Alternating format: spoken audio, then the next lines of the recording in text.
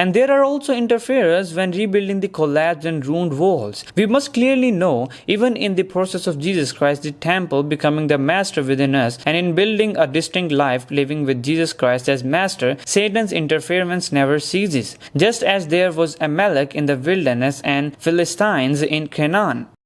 The eternal and unchanging Word of God. One story. 49. Nehemiah, the city walls. Nehemiah chapter 1 to 13. As God's covenant, the temple in Jerusalem was rebuilt in 70 years. Although in appearance it was less than that of Solomon's temple, but even when David said that he would build a temple, God spoke of the spiritual function of the temple, not the appearance and size of the temple. Therefore, Zerubbabel Temple will serve that role for a while, will also disappear from history, and everything will be complete to the coming of Jesus Christ, the true temple. Now that the temple that represents Jesus Christ in a sense is completed, God's people must live a life of walking with God centered around the temple and Jesus Christ. However, there is a temple, but the lack of a wall still threatened the temple, and it was difficult to function as a temple. So the story of Nehemiah, the leader who led the third return from captivity, rebuilding the wall, is the book of Nehemiah. Jerusalem torn down, gates burned. Nehemiah's appearance in the Bible is after the first captivity, the start and the halt of the temple construction, the restart and completion of the temple construction through the prophets Haggai and Zechariah, and the activities of Mordecai and Esther. In terms of time, it was 90 years since this first prisoner return and 70 years since the completion of the Zerubbabel Temple. Nehemiah was the king's cupbearer in the Persian palace. At that time, he hears a news from his brother from Judah, Hanani. Those who survived the exile and are back in the province are in great trouble and disgrace. The wall of Jerusalem is broken down, and its gates have been burned with fire. Precisely this text means the city walls collapsed and the gates burned. Now Nehemiah must make a choice. Nehemiah, though a foreigner as a captive, had a high office in Persia. Over 140 years have passed since the fall of Judah and South and the fall of the temple, and no matter how educated Nehemiah were by the scattered Jews, he must have been a man born in Persia, fluent in Persian science and language, and had a promising future in this world. However, if Nehemiah were a man of this world, he would not have wondered about the circumstances of the people of Judah and Jerusalem, and he would not have asked about it. Nehemiah was a man of God, people of God's kingdom. Me and my father's house have sinned. Nehemiah heard the words of his younger brother Hanani, wept, mourned for a few days, and fasted before God and prayed, Lord, the God of heaven, the great and awesome God, who keeps his covenant of love with those who love him and keep his commandments, let your ear be attentive and your eyes open to hear the prayer your servant is praying before you day and night for your servants, the people of Israel. I confess the sins we Israelites, including myself and my father's family, have committed against you. We have acted very wickedly toward you. We have not obeyed the commands, decrees, and laws you gave your servant Moses. Remember the instruction you gave your servant Moses, saying, If you are unfaithful, I will scatter you among the nations. But if you return to me and obey my commands, then even if your exiled people are at the farthest horizon, I will gather them from there and bring them to the place I have chosen as a dwelling for my name. They are your servants and your people, whom you redeemed by your great strength and your mighty hand. Lord, let your ear be attentive to the prayer of this your servant, and to the prayer of your servants who delight in revering your name. Give your servant success today by granting him favor in the presence of this man. Nehemiah's prayer was a prayer for God's mercy, a prayer to confess the sins of Israel, and a prayer that holds God's covenant, and a prayer for God's grace. God's good hand helps me. Nehemiah said to the Persian king, If it pleases the king, and if your servant has found favor in his sight, let him send me to the city in Judah where my ancestors are buried, so that I can rebuild it. And with the help of God's hand, they received a letter from the king to the governors on the west side of the river to get to Judah safely, as well as a letter to the keeper of the royal park to receive the timber needed for the rebuilding of the wall. The king even made the army officers and cavalry go with Nehemiah. With the goodwill of God's people for the kingdom of God, God also had. When God becomes a subject, it prospers. Let's not be disgraced again by building Jerusalem's walls. With the heart God gave him to Jerusalem, Nehemiah did not inform the princes and personally investigated all the circumstances he has heard. And when the time came, Nehemiah said to the princes, "You see the troubles we are in. Jerusalem lies in ruins, and its gates have been burned with fire. Come, let us rebuild the wall of Jerusalem, and we will no longer be in disgrace." And told the princes about how God's hand helped them and what the kings said. And said everyone should come together to build the wall. Eventually, the rebuilding of the wall began, and Nehemiah recorded a list of those who participated in it. High priest Eliashib, who took the lead in the reconstruction, rose up with his brothers and priests, and built 2 gates and consecrated them, attached doors and built a wall to consecrate it from the tower of Hamiah to the tower of Hananel. Difficulties from outside and from inside.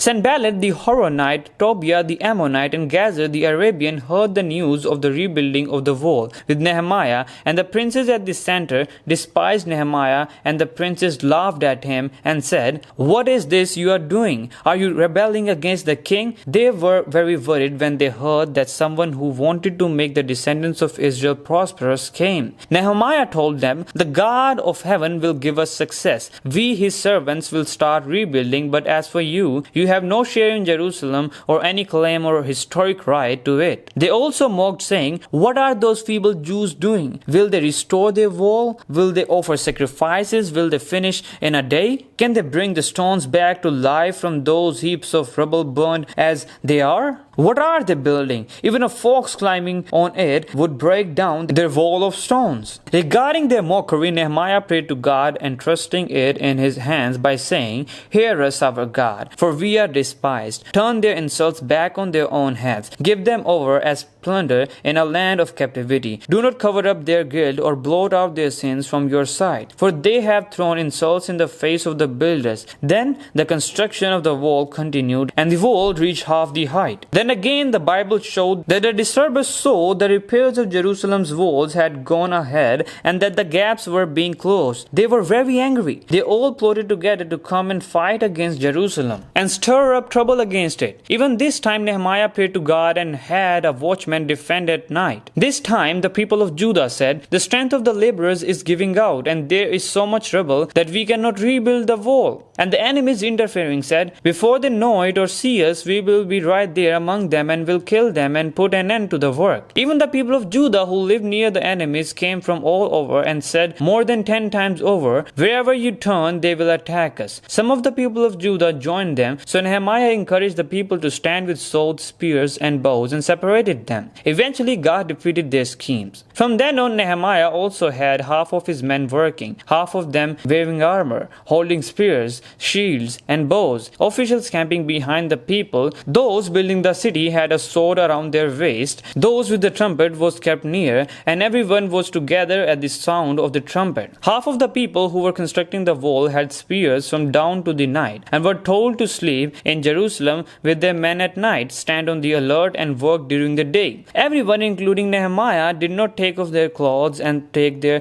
weapons, even when they went to fetch water. Nehemiah did not forget the words, "God will fight for us." Nehemiah never ceased to pray among all difficulties, and the princes and people overcame the situation by doing the best they can. Difficulty unseen. If the difficulties coming from enemies and obstructors were visible difficulties, invisible difficulties were internally growing. It was the loan shark business among the same people from Jews. The nobles and officials of people were paying high interest to the same Jews. Eventually the resentment and outcry of the poor people bursted, and hearing the cry of the people, Nehemiah carefully rebuked the nobles and civil servants, that they finally swore, "We will give it back, and we will not demand anything more from them. We will do as you say." The whole congregation said, "Amen," praised God, and did as they said. When everyone was in a tough situation, Nehemiah did not eat food allotted to the governor like other governors, nor did he ask for some. This is because the people's labor was heavy. Unstoppable internal and external difficulties. Now the reconstruction of the walls were about to be completed. Only the door had to be attached to the gates. At this time the interferers and enemies sent a person to Nehemiah asking him to meet them, but in fact they wanted to kill him. When Nehemiah did not go, they continuously called Nehemiah 4 times, but Nehemiah only said, "I am carrying on a great project and cannot go down. Why should the work stop while I leave it and go down to you?" Then they sent a letter with an open envelope that said, "It is reported among the nations, and Geshem says it is true, that you and the Jews are plotting to revolt, and therefore you are building the wall. Moreover, according to these reports, you are about to become their king, and have even appointed prophets to make this proclamation about you in Jerusalem. There is a king in Judah. Now this report will get back to the king. So come, let us meet together." They deliberately made it so the people delivering the letter would open the letter, read it, and spread false information. Even here, Nehemiah said, "Nothing like that what you are saying is happening. You are just making it up out of your head." Praying, "God, now strengthen my hands." It was because all this was to make the Israelites fearful and their hands were weary, so that history could be stopped and prevented from being accomplished. Difficulties came from outside but also inside. A man named Shemaiah told Nehemiah to go to the sanctuary of the temple where only the priest could enter, because the enemies and obstructors would come to kill him. But this too was a lie to scare Nehemiah with evil words after receiving bribes from his enemies. Even at this time, Nehemiah kept his place, discerned the lies, and overcame it by praying to God. When the temple was built with the governor Zerubbabel and Joshua, the priest at the center, there were initially Samaritan interferers. But when rebuilding the whole temple, there were interferers again. Knowing that God has accomplished this work, finally, it ended 52 days after the start of the wall history. And when all the enemies and the surrounding Gentiles heard this, they were all afraid and greatly discouraged, because they knew that God had accomplished this history. God did it. Only God is worthy to be glorified. After the doors were set in place, God was feared. Outstanding people were raised to rule Jerusalem, and they were told not to open the gates when the sun was hot, but bar them when shut. It is because if the temple is protected by the wall, then the wall is protected by the gate. So taking the gate is like taking an entire city. And finally, the priests, the Levites, the gatekeepers, the singers, some people, the Nethinims, and all the children of Israel all lived in their cities. Now, what to do next? There are gaps in times, but we have to figure out the order well. Throughout the history of Israel, they proved that there is no hope in a nation of this world, and they perished from this world. They died, and with the return of captivity, a new life began around the temple, that is Jesus Christ. But the walls were torn down and the gates burned down, making life centered around the temple difficult. And finally, the wall that separated and distinguished the temple from the world was completed. Now, if the gates are kept well, the walls will be strong, and if the walls are strong, life centered around the temple will be strengthened. So Nehemiah made sure to manage the gates well. So what should be done next? It is to return to the word. So Nehemiah had all the people assemble in the square before the water gate, standing on a high wooden platform built for Ezra, the teacher of the law, took the book of the law of Moses, which the Lord had commanded for Israel, and read it from daybreak till noon in the presence of the men, women, and others who could understand. And all the people stood there listening attentively, and the Levites made the law clear to them. When the people heard this word, they cried, ate, drank, and sent portions of food, and to celebrate with great joy,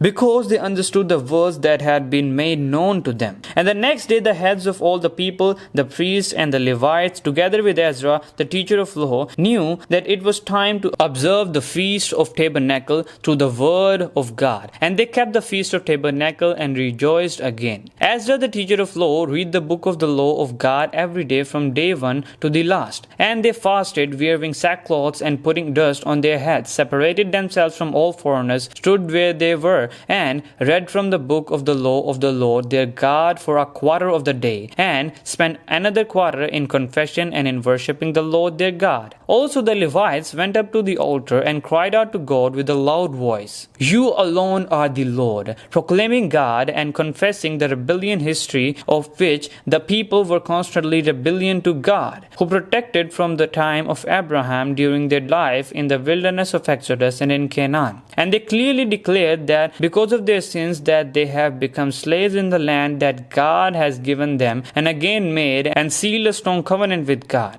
And those who have sealed were recorded, and the contents of their covenant were recorded. Although they were not saved by keeping the contents of the covenant, they are doing their best not to return to the place of their sins again.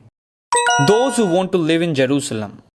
Their living quarters were now relocated around the temple. The leaders and a tenth of the people lived in the holy city of Jerusalem, and the people commended all who volunteered to live in Jerusalem. Jerusalem was a great place to live a religious life, but it was the most dangerous place to be attacked again. The Bible records the names of those who come to Jerusalem centered around their representatives and the names of priests and Levites. Likewise, all the names of God's people will be recorded in the spiritual New Jerusalem. Afterwards, to dedicate the walls of Jerusalem, they looked for Levites from various places and took them to Jerusalem, where to celebrate joyfully the dedication with songs of thanksgiving and with the music of cymbals, harps, and lyres. Distinguish and separate to find and organize their place. The role of the wall is divine. The wall is needed to embrace the temple and live a life separate from the world. So they now separate the Ammonites and Moabites who were among them, according to the law of Moses. In addition, because the Levites did not receive their portions, were unable to keep their place in the temple, and went back to their own fields, Nehemiah rebuked the officials, put the Levites' portions in storerooms, and put the Levites back in their place. And Nehemiah made the people keep the Sabbath holy, prevented outsiders from selling things on the Sabbath, and drove out those who slept outside the city before the Sabbath to prevent them from selling things on the Sabbath day. In addition, Nehemiah rebuked and cursed those who married the Gentiles, but some of them pulled their hair, were on alert, and said that the cause of Solomon's destruction was marriage with Gentiles. Nehemiah even drove out one of the sons of Jehoiada, the grandson of Eliashib, the high priest, who became the son-in-law of Sanballat the Horonite. Nehemiah prayed constantly in all things. The story of God's people, God's zeal and love for the people who accepts Jesus, the temple, at the center and reveals God as God's holy people through life separated and distinguished from the world with the wall continues.